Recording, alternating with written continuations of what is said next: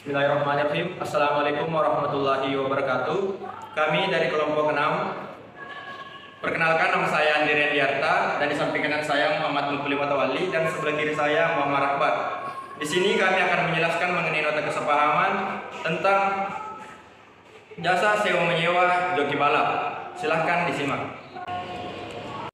Assalamualaikum warahmatullahi wabarakatuh. Saya Andi Rendiarta dari kelompok 6 akan menjelaskan mengenai nota kesepahaman mengenai jasa sewa menyewa joki balap. Yang pertama, perlu kita ketahui bahwa nota kesepahaman adalah perjanjian pergaulan, yang dimana nota kesepahaman ini bersifat general dan tidak mendetail.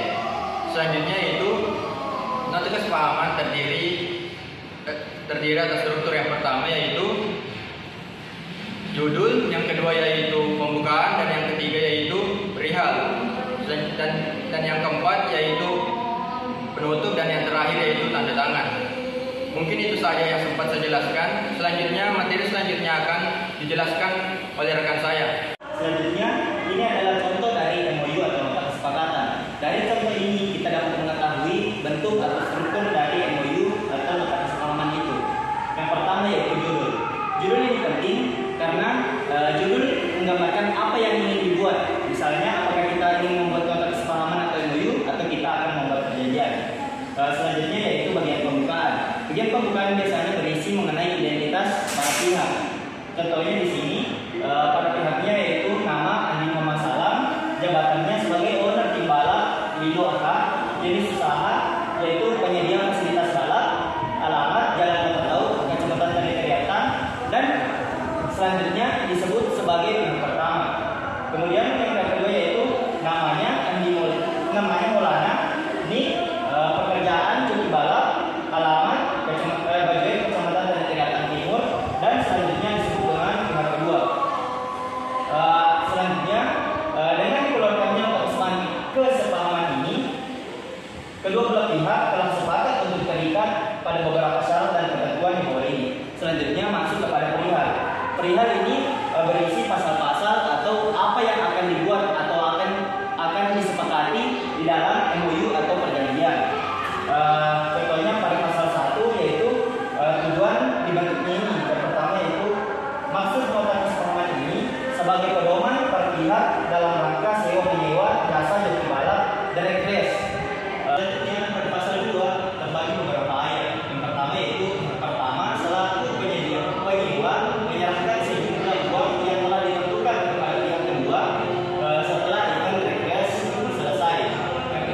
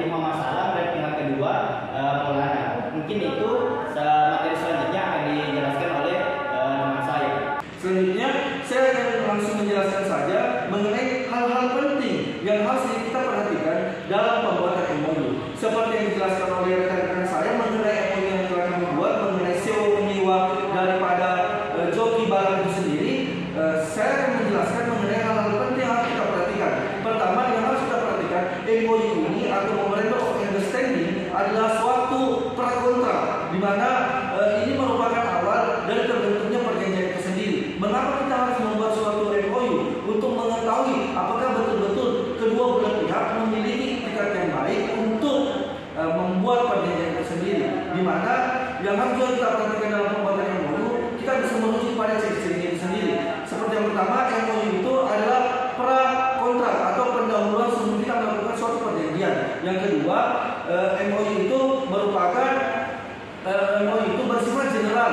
Jadi hal-hal yang diatur di dalam MOU itu bersifat umum, tidak mendetail. Kalaupun nantinya ingin mendetail itu diatur di dalam perjanjian itu sendiri. Yang ketiga, yaitu MOU itu sendiri bersifat sementara, di mana ketika perjanjian ini dibuat, MOU ini sudah gugur dengan sendirinya. Yang terakhir, yaitu MOU ini tidak memiliki kekuatan hukum secara legalitas karena tidak diatur di dalam KUH Perdata kita. Yang diatur di dalam KUH Perdata adalah persoalan perjanjian dan perikatan. Sedangkan MOU ini, jikalau ada perselisihan atau sengketa terhadap MOU ini, itu hanya mendapatkan dampak ataupun persoalan moral itu sendiri.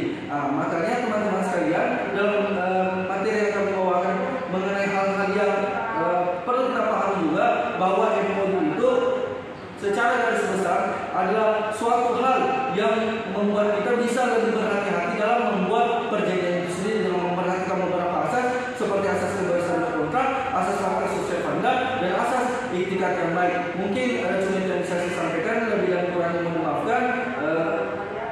Assalamualaikum